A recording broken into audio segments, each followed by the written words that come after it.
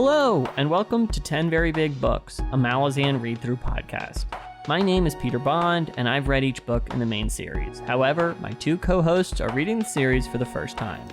With me today is my friend and closest confidant, a very sleepy India Jones. I am sleepy, but I am always excited. And from the Weasel clan, there's also Josh Baker here. It's pronounced Weasel. I know we have a whole pronunciation nation thing going on, but I'm gonna stand by Weasel on that one. Well, you can stand in your ignorance, Peter, and that's fine with me. Today on the podcast, we are reading Deadhouse Gates, chapters 9 and 10. And I enjoyed these chapters to a different degree, and we can get into it later, but something I kind of liked about them was, and usually chapters are split around so many different POV characters, but for the most part, chapter 9 was about T'lan, and chapter 10 was about Diker, and there's a bit with Felicien at the end of chapter 9, but I felt like it was more focused on the one storyline. How did that kind of change hit either of you? Well, if it were focused on people that I enjoyed reading about, I would have liked it, but because I really am not into Diker, chapter 10 was the worst, and Kalam's kind of funny, so I didn't mind chapter 9, and that actually was a pretty interesting chapter, so I liked chapter 9. Mm-hmm. I'm gonna be real with you, I actually didn't even notice that it was only about like one person at a time. Are you kidding? Yeah, I mean, he said it, and I was like, no, there were, and I'm looking now, and it's like, no, it was just those. So yeah, I mean, I feel like if you look back at like chapter 6, it's like it's like, oh no, you're 100%, yeah. Well, we had some groups that we were getting multiple POVs from, kind of condense. Yeah, well, especially sometimes groups have multiple narrators within it, so It's like you're jumping around between different people in one setting. Alrighty, but let's jump further into the details and let's get into chapter 9. Ooh. Ooh. Sorry, that was a ooh, that coffee's hot voice. No, let's just get as many sighs as in the podcast as we can get. Is it morning or something? I need some vocal warm-ups. I've got some mad... AJ, you can keep that in there somewhere if you want, bud. Well, we're trying to get as many whales into the show as we can. Yeah.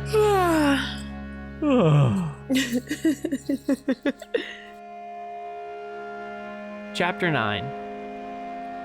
T'lan is crossing the... Ooh. Oh boy, that was quick. It's a heck of a name. Chapter 9. T'lan is crossing the Orbel Odan. In the desert, he finds the trail of Malazan refugees. He leaves the wagon and searches for them. However, he meets bandits. T'lan poses as part of the rebellion. Together with the bandits, they speak of Agistal, Coltane, and the state of the rebellion.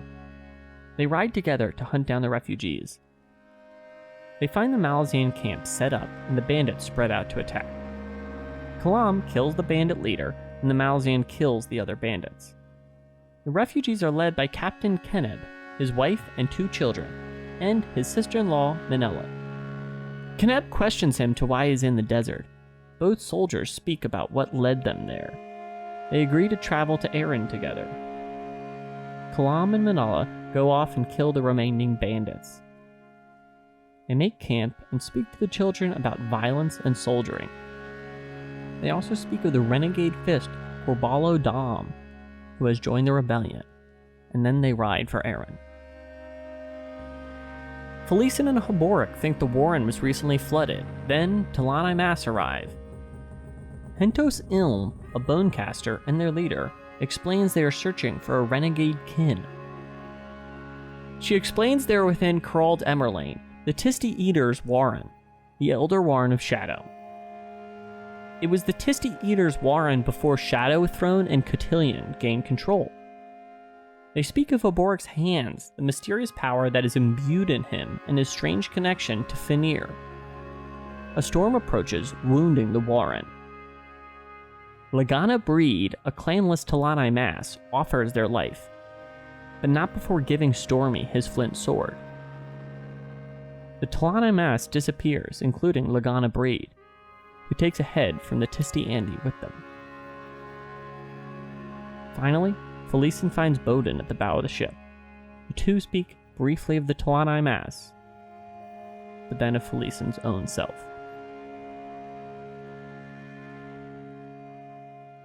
Alrighty, India, we catch up with Kalam in the desert, and he finds these Malazan refugees. But first, he lies on his feet, blends it with these bandits. We got a whole saga, and he really, murder, talk. Whole chunk of meat. What you think? When I started this, I forgot that I actually did like this chapter.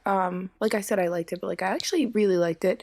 Kalam is hilarious. I love when he kind of realizes that because they lied too, I feel, right? They said that they were just rebels, I guess, but they were really oh yeah, they're just bandits and just killing people and stealing all their shit, which is people. They're not fighting against the Malazans. They're just genuinely are just shitty. And then they try to threaten Kalam a little bit, and he literally shuts it down so fast.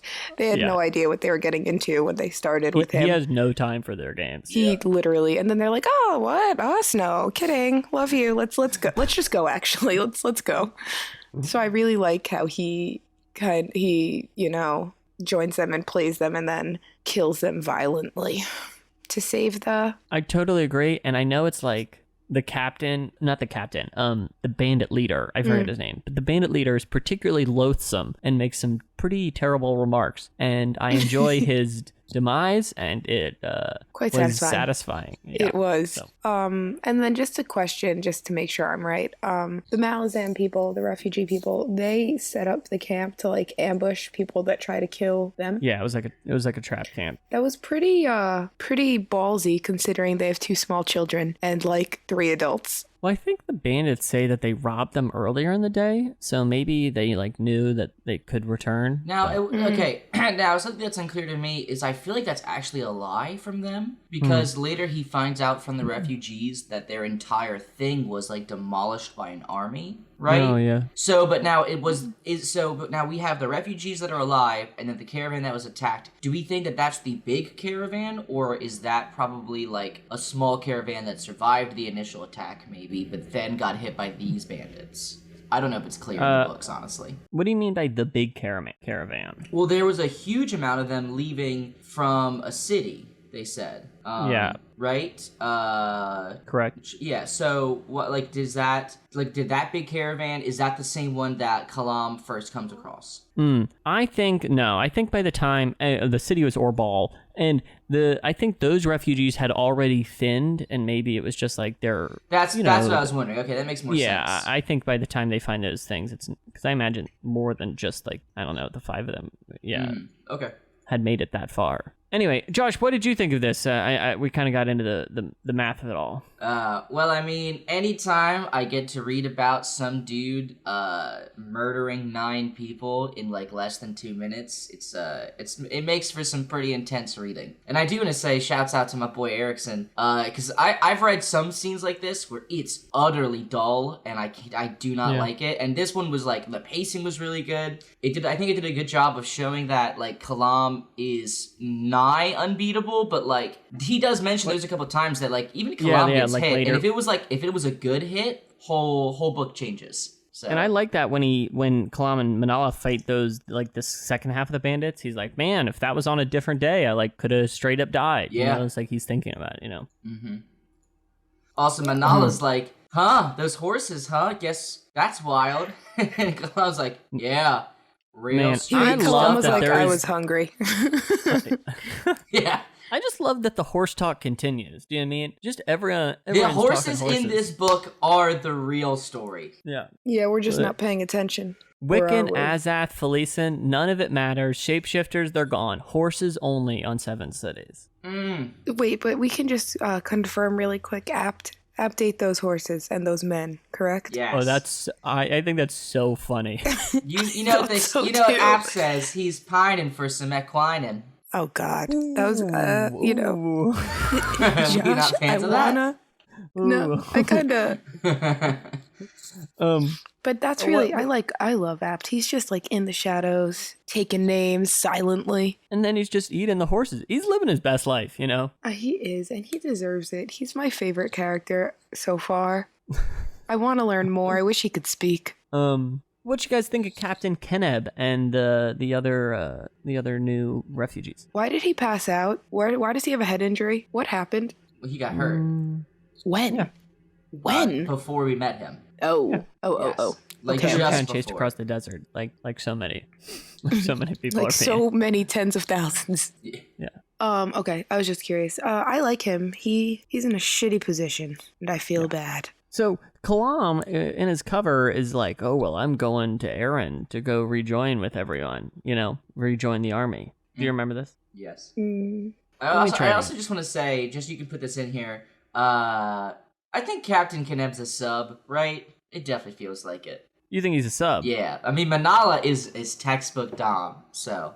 But that's Yeah, not but even his Manala's- wife. That's his sister-in-law. I'm aware, but. I'm I'm not gonna say liking where this where's- is going. I'm gonna go with Manala is maybe. You know what, Josh? I'm gonna stop out of this pool. I got nothing to say. Okay. Oh. No, I remember, Peter. I remember because they were like, that's 3 months away. Yeah. Yeah. Phew! I thought Indy was gonna drag us back into this sub Dom I did too. conversation. I was like, let's go. It's so hype. Although, Josh, if you want to just start calling out every new character we meet, I'm whether so you think down they're a with sub that. or a Dom, Yeah. that'd be a bold direction to take the podcast in. Ah, man. There'd be an interesting mix here. So, AJ, feel free to cut this. Then when I just start labeling them subs and Dom, people can be like, what happened? Why did Josh start this? This turned left. The Patreon's I really gonna eat enjoyed- this up. In the deleted scenes. For the blooper reel. I really enjoyed the conversation at the end of the Kalam section around the campfire with him, Keneb, and the children. And, I wrote down this quote that Kalam says that fighting is for people who fail at everything else. And it's during this conversation where he's talking to the children about what they want to do. And then they start talking about the difference between fighting and soldiering. And, I think the books are very reflective about violence and on a personal level, but also in how it works in the society and through military. And I just enjoyed that conversation and kind of having it be spoken about around the campfire. I appreciate that. Did either of you take anything away from that? I thought it was kind of sad in a way that the kids already are like, we definitely Yeah, want to be fighters. absolutely. We need to be fighters. Like, Fighting's cool. yeah, like they don't realize another option, or maybe they're not even thinking there are other options for themselves. Which I think it's good that Kalam was like, no, guys, this is not the way you need to go. Yeah. Well, it's like clearly they're informed by their situation of their children, and now here they are in the desert after they've been chased out. You know what I mean? Mm-hmm. Yeah, it's a lot. Mm. But I'm glad that this is his new crew. He, I didn't think of Kalam as a very, I don't know the word, a family man, I guess, but he's taken on this whole family to, I don't know why. It seems like it's going to be interesting. Yeah. Unless they all die, then it'll be sad. Do you think they'll burden Kalam on his journey across the desert? Oh, yeah. Aren't they like the kids like 5 and 7 on their own horse? I'm like, what? How? I forget their exact age, but they're definitely young. Yeah. Yeah, there's no way. They're def gonna be a burden. Or maybe they'll like somehow save the day for some reason. I don't know. Why else? I guess we'll see now. Why else are they relevant? They're either I don't know, or maybe they're not. This book is notorious for the let me introduce you to a character who's going to die in 10 minutes.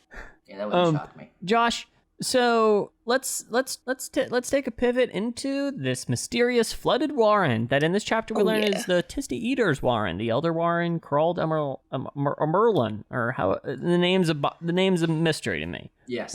The Elder Warren of Shadow, and these T'lan Imass show up. We talk about who's on the boat and a lot of stuff going on. What'd you make of these T'lan Imass and their mysterious arrival? Don't fucking know. It's so fucking dense and complicated. Like, I have 1,000,001 questions about the literally 6 pages that were given to this plot point. So Sure. Number 1, why did they show up? Right out of the Why? dirt, no less. 2, The dirt was there. What do you mean, Josh? Shh. Why'd they show up? Number 2, why were the other T'lan Imass here before? I think they were T'lan Imass in there. Yeah, and they're dead now. They were searching for their kin, so Yes. T'lan Imass had been here prior. Okay, yeah. 3, what? The Their Tisty Eaters Warrens the same as the one that Shadowthorn and Cantillion have? How do you even let your warrant get taken. Also, lots more questions. What's his face? Culp uses this one? Culp this Culp warrant? uses the Menias warrant. Okay. Which is like I didn't think he used this, but they said something like about we're in your warren, and I was very confused by that statement. And I was like, is this Culp's warren? That makes no sense. No, so he like uses this like illusionist warrant. He used one that had sorry, go ahead. I think its full name is like Menias Rashant, but it's like it's a warren, and this is an elder warren. So this is like a human can't access this warren. For the most part. So it's like the warren he's accessing is like a child of this warren. Okay. That cleared up a lot for me. Yeah. I mean, I thought it was interesting enough, and I was surprised that the T'lan Imass didn't just murder them all, but also, like, they did a whole bunch of weird shit, and, like, they're so vague and ethereal and above everyone that I'm like, can you give me any explanation of what's happening, please and thank you? I understand you're ageless monster beasts, but like, we mortals would love some info. Yeah, put me in the loop, But please. Also, I did read the sentence, great pain, how long? Forever. I read it like 4 times and had to just like put the book down. It was like, this got heavy so fast with this Lagana breed guy. Yeah. That fucked Stormy up. Bearing the burden. Yeah, it was interesting. Indy, what'd you think of the T'lan Imass arrival? Do you have any more clues than Josh does? He seems to have more questions than clues. You know me. I always have clues. Yeah? Look, key me in. What's going on? Tell me the secrets. Well, they're looking for their renegade kin, and... That's for sure. And they took a head. They did take a head. So Any thoughts about what that's about? I think they're going to use that head to find their kin.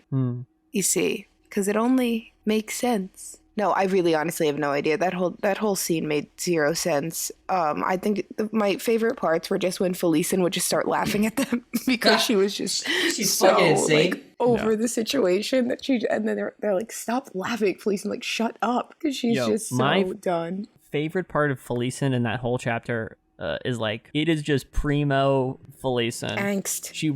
She walks up to like Boden's at the end, and he's like kind of not been paying attention. He's just stood off to the side, and like I forget the exact line, but her thought is like, he probably doesn't even understand or care about this. Oh my god, how does she not realize he's like probably the best of all of them? Like, oh my god, the clues are all there, Felicen. But if we could just go back to like the part where, I don't know, they gave Stormy, yeah, they gave the Stormy. Lagana breed gave Stormy his sword. Yeah, that's... and he straight called out Gessler. He was like, he said some shit about him not being like worthy for the sword or something. I was like, that's cold. It was a 4-foot long sword. Yeah. Yeah, and it's like made of flint. I didn't and then who's the one and then he spoke to Stormy, and that's when he said like, great pain. He says, Gessler said, oh no, I know what it was. Gessler offers his soul to the bridge to bridge the thing, and Hentos Ilm states just the word insufficient. Oh, so good. And then my thing is like, first of all, why is it a warren filled with water, and why is there a boat in it? Weird. That just makes no sense. Where are you going? How is it moving? It just doesn't. I don't understand it. But I don't really. That's in like irrelevant to me. Why would they leave them there? What are they? Why are they in there? And they're literally sitting ducks. Like what? How? How are they getting out of this? Those are my thoughts. I don't think we know yet. I have no clue. Yeah. Because, like, what are they doing? How is this a plot with them sitting in a warren that they can't get out of? Well, they got pulled into it by that insane mage who was driven insane by the Otatarl. So it's not like there was a plan, right? So are they there for a reason?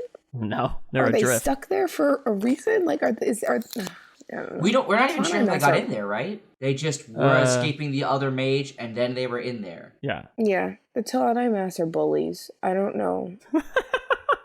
I don't know why they even bothered going in there. They're like, oh, we're just looking for someone. They're not here? Okay, well, here's a sword. You're all doomed. Bye. The T'lan Imass are bullies. They are, especially the girl. Like, girl power, really. But, like, come on. Yeah, that's all I got. I have no clues, man. Peter. If you think that we could get clues from that section, you have to be... It's spoken by someone who's read the books. I just wanted to see what you had for you, you know? Unfortunately. But before we get on to chapter 10, I did want to read the exact quote here. He was at his prow, his back at everything, to everyone. She wondered at his indifference. Lack of imagination, she concluded. Yeah. That's just really, that's primo. And then what is he like questions her entire being at the end. And she's just like, I have a feeling that they're going to have a romance. I don't even know what you're talking about. Yeah. Alrighty, let's hear about this battle. Oh God, I'm not. Chapter frickin' 10. Chapter 10. Diker trails Coltane. The Wiccan and the Malazan have made camp near the Sakala River, refugees in tow. On the outskirts of the camp, Diker dodges crossbow fire and meets Captain Lull. The Weasel Clan's leader, Captain Lull, guides Diker to the War Council. Bolt, Coltane, and the other leaders debate and discuss the order in which they will cross the river. Wagons, wounded, livestock, and finally, the Malazan refugees. Noble Malazans arrive to complain and are quickly dismissed. The warlock Sormo Enath speaks of using the ancient spirits of the land. The Warrens have become dangerous to use because of the Soul-Taken and Divers crossing the continent. Without them, Chemist Relo is a weaker commander. Diker travels with Corporal List. The land spirits have woken, and a child warlock Nether escorts them to a vantage point to view the crossing. The livestock soon finish crossing the river. Nether's twin, another child warlock named Nil, summons the skeletal remains of local tribespeople. Sealk and Hissar soldiers are striking the rear, and Coltane rides against them.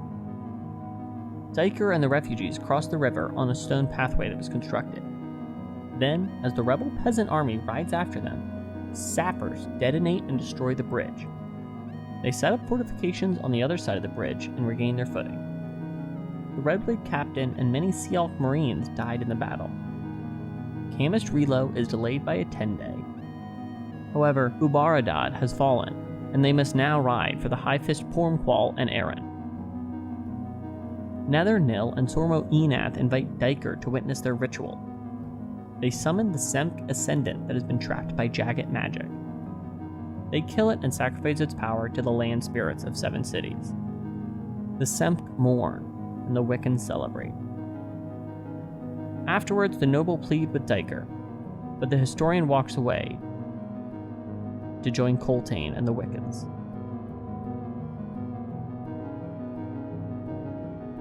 Josh, I'm coming to you. Can I get more coffee? I just ran out. Oh my Christ. Go. Kids these days. This chapter is like thick pudding. It looks good, but when you taste it, it's just too much. What's too much about it? The detail, the characters. Why do we need to be why do I have to learn about 10 new characters? Granted, I like those little magic children. I like them too, Nether and Nil. Yeah. But they must be really old. It's a unique quirk they have as children. Where is, speaking of olds that are young, who's the person that died that is a child? Is she ever coming back? Tattersail? Yeah. Well, she's on Genabacchus with the Rivi. Yeah. So. Where is that? What was even the point of that? What was even the point of that? Why did that even happen? It definitely comes up again, so. In, like, the next 5 books? Yeah, somewhere in the next 8 books, it'll definitely come up. She's gonna come back a full-grown woman. We're gonna forget that I even heard about her. Oh, 'tis the life. Alright. Alrighty, where were we? You're throwing it to me. Indeed. Okay. So, Josh, while you were getting coffee, India described this chapter as like thick pudding. Oh. Perhaps it looked good, but as you got into it, it was just a little too much. What did you think of this battle and the many details that we learned in it? I would say, in my opinion, that it was more to me like a very thick stew. Okay, we'll clarify the metaphor. So I would say that when I look at stews and I see all these bits and it's just thick and 2 C's. I don't think it looks appetizing to me, but then I dip in and I supple that warm broth and it brings me right in, and I think that's how it was for me. I was like, this is a lot to take in. I don't know if and then I was super duper into it. Just getting all those carrot chunks, a little bit of beef every now and then. Sounds pretty good. All right. I'm going to take a chance on a food metaphor. I'm going to go, it's like a long taffy. At first, I'm like, well, I guess this is all right. This tastes good. And then I just, it just keeps coming and it just keeps coming. It doesn't stop. Do you know what I mean? I'm just like, taffy. It's just like I'm imagining one of those bubble gum by the foot. I forget the name of them. Bubble tape. Bubble tape wrap. Tape. Just bubble tape. That's all it was. Laffy or taffy. fruit by their foot. Airheads. Nerd anyway, rope. So. Oh yeah, nerds rope. But you get what I mean. Like I just felt like I became absorbed in it, and the battle was so long. We just kept going and going. So I appreciated the battle, but I do understand there is a fair amount of detail, and we do sometimes get into it. Yeah, Josh, what did you think of the new warlock children we meet? We now have a whole cadre of them. Yes. Oh, I love that word. So it's a great word. I only use it because of this book series. I here's another one I've read that uses it like all the time. I'll say it's in some ways it's like pretty cool. And in others, it's child soldiers, and that's not great. Yeah, definitely. So they're making some choices. I have a lot of questions on, like, the physical lifespan of these bodies, Like, I understand that the minds in them are already fully grown, but, like are these children's bodies going to grow into adult bodies? And if that's the case, like, at the end of that life, is the warlock going to supplant his consciousness again? Like, is it, like, what is this? Well, I don't think it's their consciousness. I don't know how much is their consciousness, but I know it's like after all the warlocks were killed, the ravens, like, brought their power. So I don't know how much of it was their consciousness as Interesting. well. I assumed it. Okay, that's interesting then. I'm not 100% on it, to be honest. So I'd actually love some clarification, but definitely their power, and I do think some of their identity was brought to them. Nether, it was kind of chilling in some ways, but she was very powerful. Nil is my guy. Nil's just like, all right, y'all, time for me to do cool magic shit. I hope you're ready. Here's some skeleton people who are kind of fucking me up right now as I'm looking into the past. 'Cause I was a little worried for him. I love how he's just like, let's get these skeletons going. And then he raises them up and he's like, whoa, well, wait a second. Oh, I did not mean this. Yeah. In India. This is a darker scene than I thought. India, I don't know. It's because I had to reread it. Quite dark. But I think last week we were having a big discussion on why Coltane and his people preferred Malazan rule. Do you remember we talked about that? Because you were confused because they were originally rebels. Yeah, we were clarifying the Wiccan stuff. Yeah. There is a great 3 sentences in this chapter. So those, I don't know if you caught it with the audiobook, but those skeletons were like past Wiccans or something. Kind of. I think it's more that like Diker's like, why are they doing this? And Nil's kind of like, this is literally like what we did, and it was this endless cycle of we kill their people, they kill our people over and over, but we're all the same people, and it was just like, maddening. And then the Malazans were like, fucking quit it, or it's more like the Malazans gave them a reason to unite, and since that time they united, they've managed to stay united, and they're like, we will do whatever it is to not return to literally killing our kin. Yeah. Which was pretty wild. It was a pretty wild scene with the mom stabbing all the kids. Yeah, that was fucked. Yeah, dark stuff, for sure. Kind of an eternal torment. Mm-hmm. And then they cross the river and they explode the bridge. What you think of once kind of the whole battle happens and they abscond across the river, Inge? Were you caught up in too much of the detail, or were you kind of just waiting for it to be over? I just was confused. I thought that the Red Blade people were on their side. They are on their side. So then why did they blow up the bridge? Oh, it was like because it was a strategic, enemy, oh, Josh. I'm going to go for it. Okay, so the Red Blades did not blow up the bridge. Oh. Okay, so what happened was there's like an engineering corps, right, in the current Malazan army/refugee train. So like there's 12 guys who are the engineers. They built the road so that the Malazan could get over, and then they exploded the road at the peak of the enemy being on it so that they get swept away by the explosion and by the river. You see, okay, because I thought that they only got halfway over and then somebody exploded it, but then all the bad people died, and I was like, oh, well, that was convenient. No, they waited until the last people to get over were like Diker and the last Wiccan the refugees. Yeah, the refugees were gone for a while. It was a long con. Yeah. I do want to say, it was, for someone as smart as Diker, there were some real heavy-handed hints thrown his way that they were definitely like, I didn't foresee a road being built, but when they're like, there's wagons and wagons of stone, I assumed they were going to try and dam the river and then again explode it, because we've seen that they have explosions usually. That was my thought. I thought they were going to dam it and then explode it. I did not expect a whole road, which also made sense, I suppose. Yeah. They have a lot of injured people with them. Yes. Like a lot. Naturally. And it just seems like a whole shit show. Coltane's keeping his shit together fairly well. I know we're going to get to it later because Diker talks to them at the end, but I do want to shout out the two nobles who... They're incredible. They are incredible, and I have so much admiration for them. We are in two different worlds. I was planning on ending this recording session by screaming "Eat the Rich" because I'm done with the two of those. I mean, the one guy's kind of cool, but the other nobles we meet are all fuckheads. Well, Josh, let me clarify. They're definitely fuckheads, but here's what I mean. They are incredible because they are just, like, blinded by their own wealth and just so out of touch in an incredible way. You know, it's like, literally, they just crossed the whole thing. Hundreds of soldiers die, huge battle, and then they're like, yo, Diker, our servants, they are having a tough time. I need you to help us out. Fuck them, man. Oh, I was so done with them.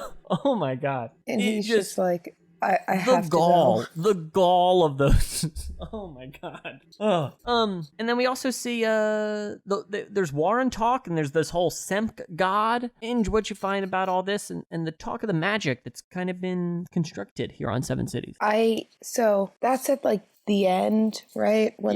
Yeah. So let's talk through this. They somehow trapped an Ascendant.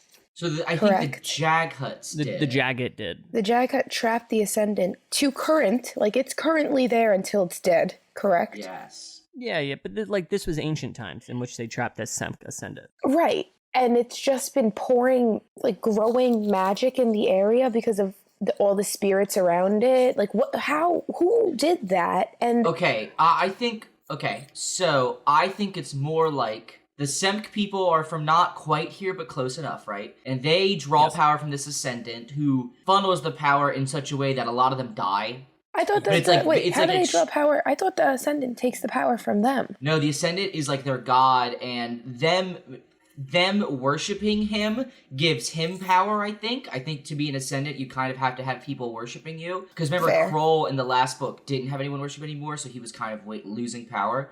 Even though he was an elder god. But anyway, so like they are worshiping him, which gives him power, but then he gives some of that power back to individuals to like have mages, right? Right. And I think it sounds like he would have been an incredibly powerful Ascendant who probably would have manifested in the physical realm. And so the Jaghuts were like, we need to contain him. And even while being contained, he was able to do a lot of shit. And the spirits of the land had nothing to do with him. It was all to do with, like, Sormo Enak and the other warlocks, because they were using the spirits of the land instead of their warrens, because the warrens currently are infested with the shape-shifting people. The divers. Yes, the divers. And so I think that there were just so many spirits who had been awoken kind of by the warlocks on the Malazan side that they were like, these Ascendant's power was now in this area because of all his followers there, and so that's why they all kind of met up and just devoured it. And I think the warlocks led them to the Ascendant. That's kind of sad. Yeah, in some ways it's real fucked up. And it also kind of sounds like perhaps all of the mages of the Ascendant die, maybe. Or are horrifically, hurt or something. It's not super elaborated upon. I did find it sad, and I appreciate the passages where Diker's talking about mourning and how mourning kind of is a universal thing, and you can hear the Semp wailing, you know? Yeah. And, it's some fucked up shit. You don't need religion to channel it necessarily. Oh, and then we hear that the Wiccans literally have been told they're not allowed to mourn until their march is done. Yeah.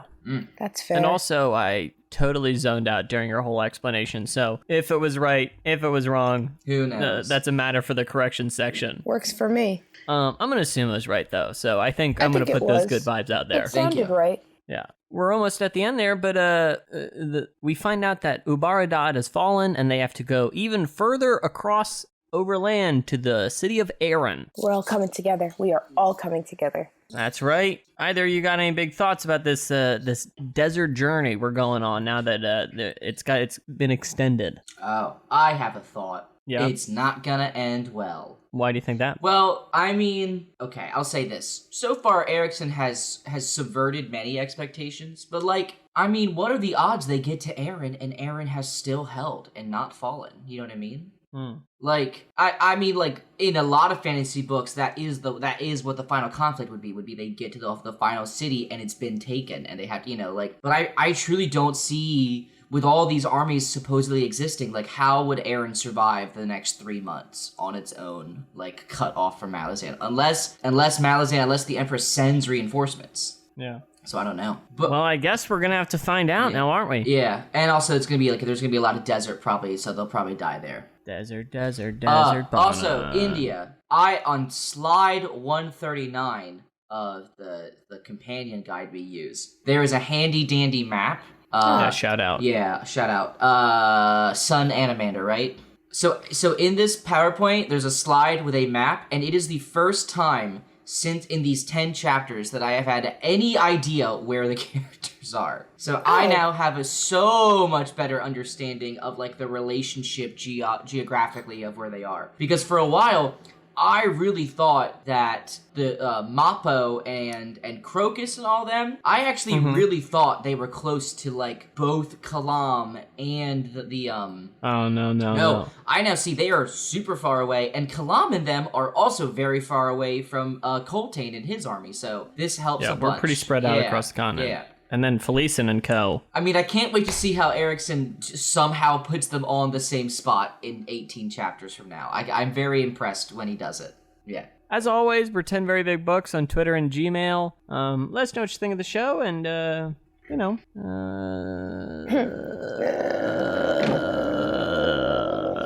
gotta say, the early morning recording session went all right. I agree. Yeah. Also, was that the end? Sorry, I said, yeah. Inge, before we go, any big hot takes going out? Any big predictions? We're about halfway through the book. We are going to start our next scene 3 months later. Everyone's in Eren, and Whoa. I think that some chaos is going to happen. That would be the plot twist Chaos. of the fucking century for me, if we just time jumped. Chaos is going to happen. Well, didn't we just time jump? Like, chapter... Well, it's been like 3 months, yeah. It's been like deceptively that's slipping true, by. yeah. It's true. So we're just going to time jump again to when everything's a little bit more... You know what, though? And I really, really hope that in those 3 months that, like, Felice and Haborik and them are still in that warren. Yeah, maybe then they'll have figured out anything about the situation. Anything at all. Alrighty. Goodbye. See you soon. Bye. Bye, guys. Hello, everyone. Producer AJ here with some exciting numbers. As of recording this outro, every episode in Season 1 has passed at least 1,000 listens, which is just incredible. What's even more incredible is our total number of listens across all the episodes have now topped 16,000. These numbers are bigger than we had ever imagined they would be, and we will never be able to thank you enough for all of your support and your tweets and your emails and everything. If you like big numbers and you want me to talk about them more, you can always tell your friends to listen to the show, and you can rate and review us on Apple Podcasts. Thanks to Dan Gesrick for making our spectacular logo. You can follow him on Twitter at Dan Gesrick for a really great thread of dogs and Halloween costumes. And of course, the music from the show comes from Amaranthin's album Simulant Rain, which you can find along with their other music on bandcamp.com. Links to their pages will be in the show notes, and 10 Very Big Books will be back on November 8th with a very special episode that you will not want to miss, I promise. Until then, thank you so much for listening.